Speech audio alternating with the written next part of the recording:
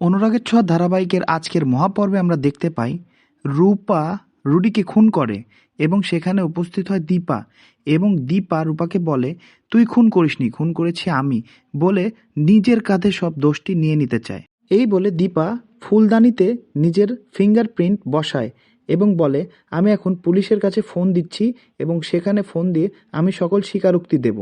রূপা তখন বলে, মা, খুনটা আমি করেছি, কেন তুমি খুনটার দোষ নিজের কাঁধে নিচ্ছ? কোনো কিছু না শুনেই দীপা পুলিশের কাছে ফোন দেয় এবং নিজেকে স্যালেন্ডার করে। ঘটনাস্থলে সেখানে উপস্থিত হয় পরিবারের সবাই, সাথে সাথে সোনাও সেখানে উপস্থিত হয় এবং সোনা রুডির লাশ পড়ে থাকা দেখে নিজেকে ঠিক রাখতে পারে না এবং অবাক হয়ে হতবিহ্বল হয়ে তাকিয়ে থাকে, এ কি দেখছি আমি নিজের চোখে। তখন ডক্টর সেন রুডির পালস চেক করে দেখে যে তার দেহে আর জ্ঞান নেই। উনি বলেন যে রুডি মারা গেছে। এই শুনে চিৎকার করে ওঠে সোনা।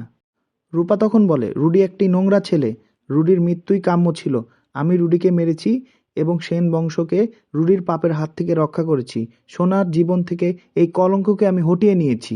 এই পরিস্থিতিতে নিজেকে সামলাতে না পেরে অজ্ঞান হয়ে পড়ে যায় রূপা। ডক্টর সেন তখন দীপাকে জিজ্ঞেস করে, কি হয়েছে, তোমরা কি লুকাচ্ছ আমার কাছে থেকে?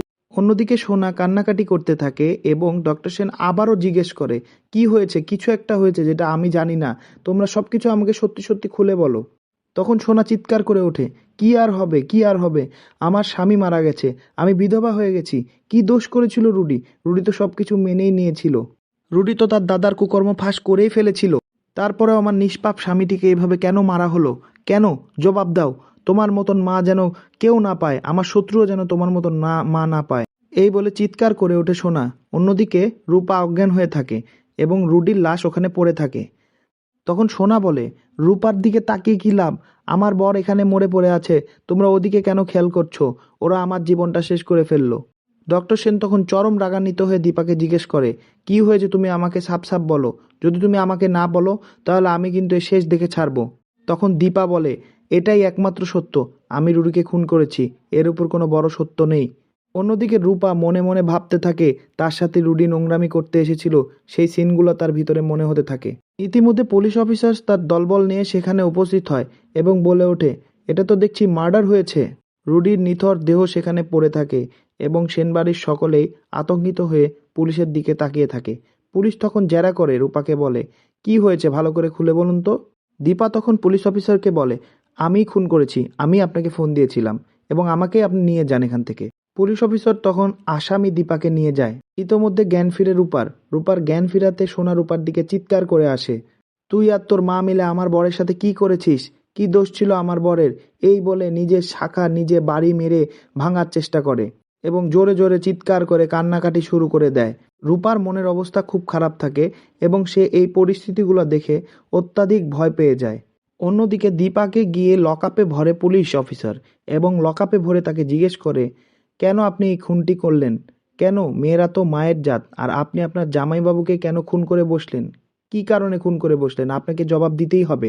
দীপা তখন বলে, আমার কাছে কোনো জবাব নেই, আমার প্রচণ্ড রাগ উঠেছিল, সে অন্যায় করেছিল যার কারণে তাকে আমি খুন করেছি।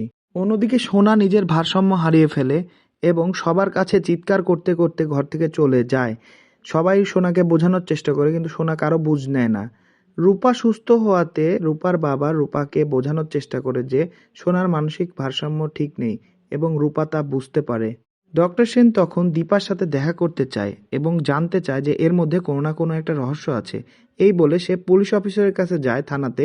সেখানে গিয়ে দীপার সাথে দেখা করতে চায় কিন্তু দীপা তার সাথে দেখা করতে চায় না, কারণ সে আগেই পুলিশ অফিসারকে বলেছিল, আমি কারোর সাথে দেখা করতে চাই না এই সময়। লকআপের এক পাশে দীপা এবং অন্য পাশে সূর্য দাঁড়িয়ে থাকে। সূর্য দীপাকে বলে, তুমি আমার সাথে কথা বলো, তুমি কথা না বললে আমি সত্য উদ্ঘাটন করতে পারবো না।